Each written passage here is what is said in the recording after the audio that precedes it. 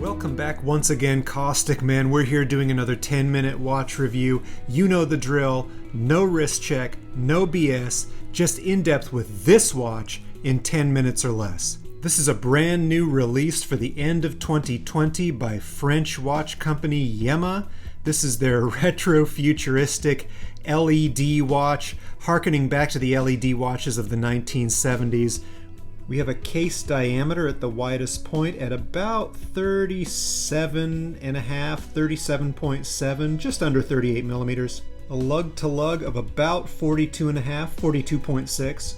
Case height of just over 10.5, and a lug width right on 20 millimeters. This is powered by a proprietary Yema LED module. In order to actuate the time, you have to depress this little button on the side of the case. There are two buttons. I'll show you exactly what those do. One press shows the time, stays on for about 3 seconds. Two presses shows the date. You can see the date that this was recorded on, December 1st. Three presses shows the seconds ticking away. To set the time, you press the main plunger and then the secondary, which scrolls through the different ways that you can set the time and date. Just keep pressing it again and again. Oh, the year 2020 as well. You can choose between a 24-hour clock or a standard 12-hour clock. As you scroll through these, when they flash, you can press the main plunger again to set the time. And you don't have to do anything after that. You just let it go back to normal and it will continue ticking away. The case and bracelet are both constructed of 316L steel. That's stainless steel, very hard steel, highly scratch resistant, pretty much standard in the watch industry. The crystal is a mineral crystal. You can see it does have an engraved Yema logo on the front of the body there. Some of these watches, including the vintage ones and other LED reissues, have the company logo on the crystal, either etched or printed on the crystal. I really like it engraved on the case like Yema's done here. I think if I had my way about this though, I would have done away with the scrawling that says Yema on there and just made that stylized curly Q Y, the Yema logo, a little bit bigger and just had that on the case front. I think that would have looked great. We do have a high polish case back. It's got a beautifully engraved Yema shield on there with the little stylized engravings on the back. It does have some scrawling and a very modest, tasteful script. Yema company name you can see at the top there. Tout acier, or all steel, stainless steel. 10 bar, which is the water resistance. 100 meters of water resistance on this watch. Way to go, Yema. France. Obviously, it's a French company, Morteau and LED. Very cool looking back. The bracelet is pressed. It's pressed stainless. It has a universal adjusting clasp, very common on those old retro watches, and kind of neat to see it here as well. It makes it very easy to resize, of course. It's got a signed Yema clasp. The aesthetics of the bracelet, I think, fit very nicely with the watch itself. The bracelet is entirely brushed. It's very rectangular, kind of echoing the shape of the crystal, the LED display. I do have an issue with this bracelet. It's a pretty big issue for me. I'll show you that when I do a wrist shot of this a little bit later. When actuating the clasp on there, very nice positive snap. Feels very, very secure indeed. Some of these LED watches with the push button display do actually have a very dim number display, a time display on the crystal, even when you don't press the button. This does not have that. It is not readable at all until you push the button. So this makes it probably a little bit less convenient than most of the watches you're going to be wearing on a day-to-day basis. You're not going to be able to check the time on this hands-free.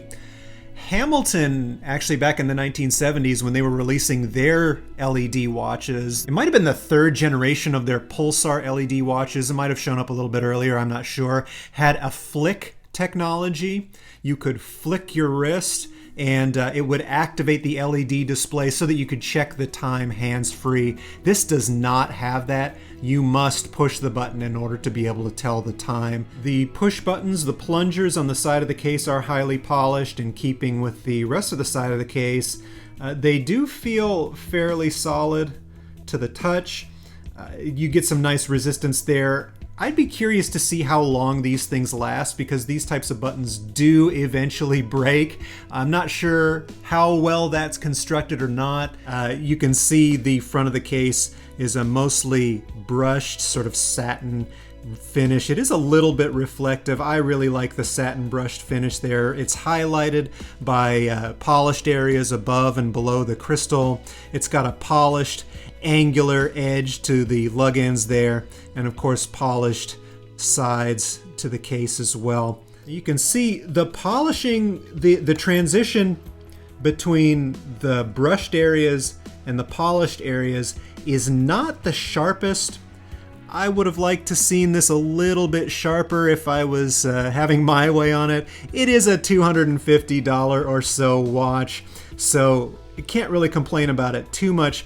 But to be honest, I think the angular nature of the case, along with the alternating brushed and polished areas, gives it kind of a neat dimensionality. It makes it seem a little bit more angular than it probably is. It gives it a very 3D quality. Really like the look of it. I mean, for the price, it's a good looking watch. So this is not strictly a one-to-one reissue of a vintage watch that Yema released previously. Rather, it's inspired by the LED watches of the 1970s released by Yema. As you can see, the older case designs are quite a lot different than this watch. Those older case shapes to me are kind of blocky. They don't really look that futuristic. This one, on the other hand, ticks all the boxes.